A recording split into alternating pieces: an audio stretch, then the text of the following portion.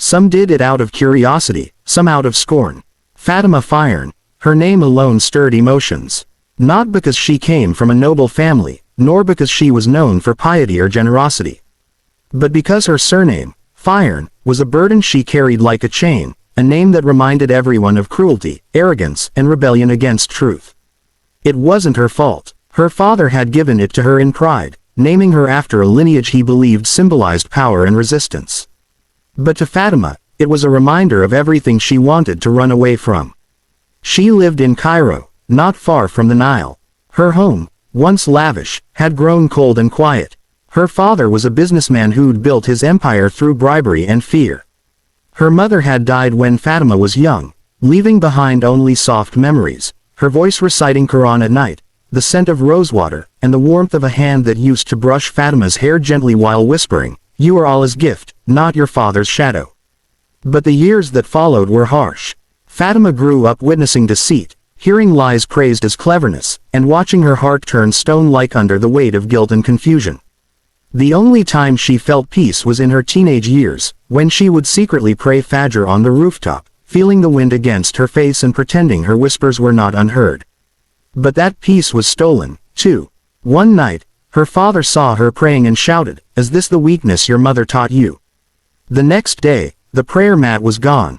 So were her Qurans. By the time she turned 24, Fatima wore makeup like armor, smiled like a weapon, and spoke with the same cold confidence her father once admired in himself. She attended elite gatherings, hosted fundraisers, and was always surrounded by admirers. But behind her perfectly sculpted image, was a soul full of cracks. She couldn't sleep at night.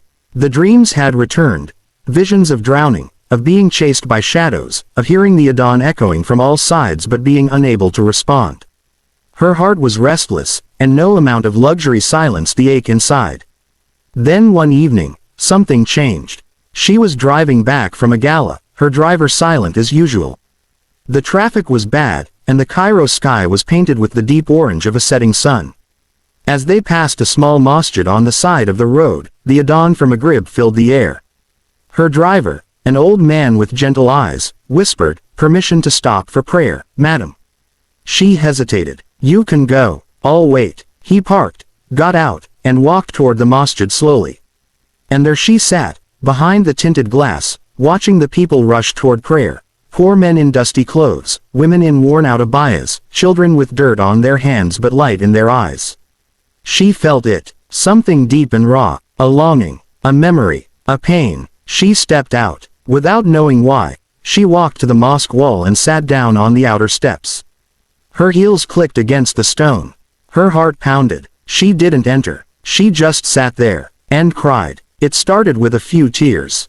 Then sobs. Then a flood. She didn't care if anyone saw. For the first time in years, she let go.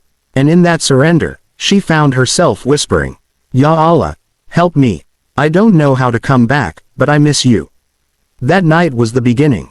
Over the next few weeks, Fatima returned to her mother's old storage chest. Inside were faded letters, a musahaf with her mother's notes in the margins, and a dusty bottle of rosewater.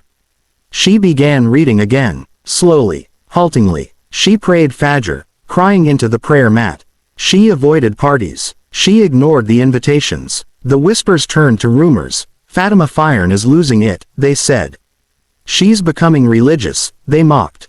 But she smiled through it all, because something inside her had shifted.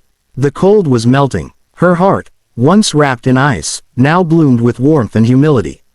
She apologized to her old friends. She visited an orphanage her mother once supported. She stood in the back rows of the masjid quietly, not seeking recognition, but healing.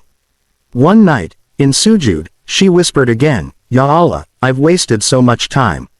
I was proud, arrogant, lost, but you never left me. Even when I forgot you, you kept the door open." And as the tears soaked the carpet beneath her, she felt a peace unlike anything before.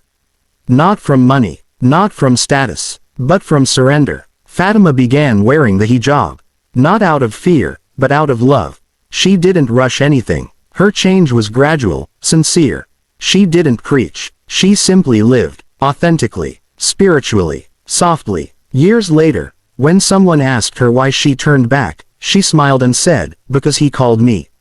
And I finally listened. Her father. He eventually faced the collapse of his empire. On the day he was arrested, she visited him. He looked into her eyes and, for the first time, saw something he never expected, mercy. She handed him a Quran through the prison bars and whispered, "It's not too late, Baba." Fatima's story became one of quiet inspiration. Not loud speeches or dramatic fame, but a journey of the heart, walked in secret, known only to the one who never turned away. As Allah says in the Quran, "Say, O my servants who have transgressed against themselves by sinning, do not despair of the mercy of Allah. Indeed, Allah forgives all sins. Indeed, it is He who is the forgiving, the merciful." Surah Az-Zumar 39:53. And so, the girl once called Fire lived to carry a name of mercy, not pride. A name Allah knew all along. Fatima, the one who returned.